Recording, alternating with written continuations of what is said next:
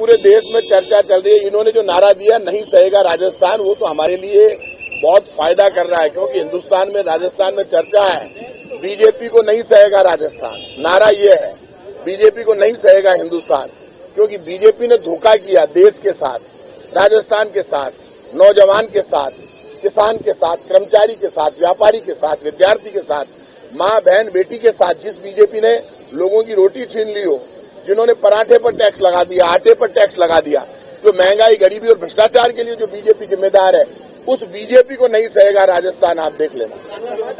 कानून व्यवस्था की स्थिति की बात जो बीजेपी वाले करते हैं, घटना होती है, घटना के बाद तुरंत एक्शन कांग्रेस की सरकार लेती है। अपराधियों को ठोक कर बंद करना, जेल की सलाखों में पीछे डालना, उनको सजा करवाना, ये सरकार की जिम्मेदारी, उस पर हम सख्ती से काम कर रहे हैं। देखिए, सांबर और फुलेरा को यदि जिला बनाया जाए तो मुझे तो कोई आपत्ति नहीं है, क्योंकि जिला जयपुर ग्रामीण को बनाने की बात चल रही है। तो जब जयपुर ग्रामीण बन जाएगा तो मुझे लगता है सांबर फुलेरा वाले सहमत हैं। यदि इनको फिर भी कोई बात करनी है तो इनको आपस में बैठकर बात कर लेनी चाहिए। हम तो जिलों के मामले में हमारी कांग्रेस पार्टी का, मुख्यमंत्री का डिसीजन है कि जनता की आवाज को सुनकर फैसला करेंगे, और जनता की आवाज का हम सम्मान करेंगे। फैसला मुख्यमंत्री जी का है कि भारतीय जनता पार्टी इस देश में महंगाई से खून के आंसू रुलाने के लिए जिम्मेदार है। पूरा देश जानता है कि केंद्र की बीजेपी की सरकार ने वादा किया था, चुनाव से पहले कहा था अब और नहीं महंगाई की मार, अब की बार बीजेपी सरकार आ गई। टमाटर में आग लगी हुई है, सब्जियों में आग लगी हुई है, पेट्रोल डीजल में आग लगी हुई है, सिलेंडर आपने 1100 के पार पहुंचा दिए। पैसा जा कहाँ रहा है? आप इतना पैसा इकट्ठा कर रहे हो, आप प्रसाद पर जीएसटी लगा दी, आपने आटे पर जीएसटी लगा दी, आपने रोटी पर जीएसटी लगाना चालू कर दिया, पराठे पर जीएसटी ले रहे हो। आप पराठा नहीं खाने देते, रोटी नहीं खाने देते, आटा नहीं खाने देते, तो बीजेपी ने तो लूटने का ठेका ले लिया जनता को। और भारतीय जनता पार्टी जिन मुद्दों को मुद्दा बनाना चाहती है, बीजेपी ये तो बताए, इनके नेशनल लीडर आ रहे हैं, उनको ये तो बताना चाहिए कि उन्होंने देश में, केंद्र सरकार ने इन 9 वर्षों में क्या किया, महंगाई को रोकने के लिए, बेरोजगारी को रोकने के लिए, गरीबी को रोकने के लिए।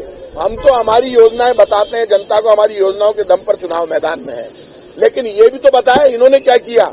इन्होंने 9 वर्षों में कुछ किया ही नहीं। क्या बीजेपी की कोई उपलब्धि नहीं है? बीजेपी उपलब्धि पर बोलती नहीं है, बड़े बड़े डायलॉग मारते हैं, गलत गलत बोलते हैं, डायरेक्ट कांग्रेस पर चार्ज लगाते हैं, और फिर यदि कोई कांग्रेस का नेता बोल दे तो उसको लेकर कोर्ट में चले जाते हैं।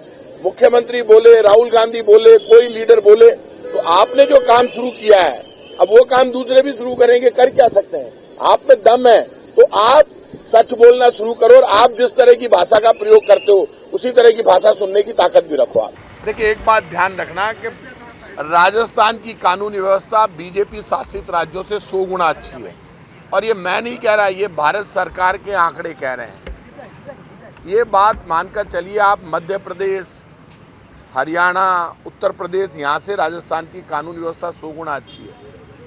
अपराधी अपराध नहीं करे इसके लिए हम जान लड़ा के रखते हैं।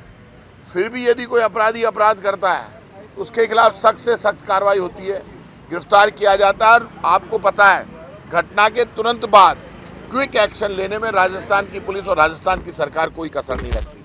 अब भारतीय जनता पार्टी के साथ दिक्कत ये होगी, इलेक्शन आ रहे हैं, 4.5 बरस तक बीजेपी कुछ कर नहीं पाई, ना सड़क पर कर पाई, ना सदन के अंदर कर पाई, सिर्फ झूठे तथ्य प्रस्तुत करती रही। यदि बीजेपी में दम है, इन सारे इश्यूज पर टेबल करे। विधानसभा नियम कायदे और कानून से चलती है। या तो विधानसभा में पार्टिसिपेट करना नहीं आता बीजेपी के नेताओं को, और यदि ये इतने बड़े खिलाड़ी हैं और भैरव सिंह जी के वास्तव में शिष्य हैं जो विधानसभा के खिलाड़ी थे, तो एक बार कुछ ढंग की कार्रवाई तो करके बताओ। एक भी ढंग से ये ना सवाल उठाते हैं, सिर्फ खाना पूर्ति करते हैं। मैसेज देने के लिए बीजेपी वाले सदन में मामले उठाते हैं कि देखो हमने कानून व्यवस्था की बात उठाई। ये दिल से राजनीति नहीं करते, ये दिमाग से कर रहे हैं। इनके कोई दर्द नहीं है, कोई परेशानी नहीं है। इनके दर्द होना चाहिए, कहीं यदि बलात्कार की घटना हो जाए, डकैती हो जाए, जुल्म हो जाए, तो इनकी आंख में पानी तो नजर आना चाहिए। बीजेपी वालों की आंख का पानी मर गया, लोग भूख से मर रहे हैं, गरीबी से मर रहे हैं, महंगाई से मर रहे हैं। जो खुद करप्शन में लिप्त है बीजेपी के लोग, बड़े बड़े चार्ज लगाते हैं सिर्फ वोट के लिए, और आप खुद इस बात को जानते हैं, राजस्थान की विधानसभा का ये सत्र अंतिम सत्र है। इसके बाद हम सब इलेक्शन में चले जाएंगे। इस वक्त बीजेपी अपनी उपस्थिति दर्ज कराने के लिए राजनीति कर रही है। बीजेपी का एक ही मकसद है कि राजस्थान की जनता को ये दिखाना चाहती है, देखिए हम बहुत सीरियस हैं। राजस्थान की जनता जानती है, बीजेपी ना रोटी देती है ना रोजगार देती है। झूठ के जनरेटर है बीजेपी के सारे नेता, झूठ फरेब और धोखे की राजनीति करते हैं, सिर्फ सामने वाले के ऊपर सवाल उठाते हैं, खुद की कोई उपलब्धि नहीं बताते। इसलिए बीजेपी का नाटक अब चलने वाला नहीं। हम सदाता हमने आंदोलन रीट को लेकर के यहाँ प्रारंभ किया, जगह जगह प्रदर्शन किए, यहाँ भी हमने पहले किया और कल भी अजमेर कर रहे हैं। हम हमारी विपक्ष की भूमिका पूरी तरह निभा रहे हैं और इसको जन जागरण करते हुए ये नवंबर 2023 में अंतिम कील ये युवा ही इनमें ठोकेंगे और सत्ता को पदच्युत करेंगे। आज राजस्थान में जिस प्रकार से लॉ एंड ऑर्डर की बुरी स्थिति है, पूरी और अराजकता फैल रही है और लगभग राजस्थान की 8 करोड़ जनता में से 56% लोग किसी न किसी तरह से इस कानून व्यवस्था के कारण प्रभावित हुए हैं। चाहे वो लूट हो, चाहे खसोट हो, चाहे गैंगवार हो, चाहे बलात्कार हो, किसी न किसी रूप में, चाहे चोरी हो, इन सब में 56% लोग प्रभावित होते हैं और आज 70% लोग लॉ एंड ऑर्डर को आउट ऑफ कंट्रोल मानते हैं। इस प्रकार की जब दुर्दशा हो, वो चाहे सीकर हो, चाहे सवाई माधोपुर हो, चाहे चित्तौड़ हो, चाहे उदयपुर हो, चाहे जयपुर हो, सब जगह जिस प्रकार से पिछले दिनों गैंगवार हुई है और अवैध हथियारों की यहाँ पे उपलब्धि बढ़ी है, यहाँ तक कि मोबाइल के कॉस्ट पर आज पिस्तौल उपलब्ध है और पूरी तरह अपराधी बेखौफ होकर के राजस्थान में घूम रहे हैं। कोई भी सुरक्षित नहीं है, न विधायक और सांसदों के घर तक सुरक्षित नहीं है। इस प्रकार की जो स्थिति बनी है उसको लेकर के आज हम विधानसभा के अंदर सरकार को घेरेंगे और चाहेंगे कि यदि अशोक जी गहलोत में थोड़ा सा भी मन में कहीं संवेदनशीलता है तो लोगों को इस कानून व्यवस्था की स्थिति को देख करके, जो गृह मंत्री भी वही है, इनको तत्काल अपने पद से इस्तीफा देना चाहिए।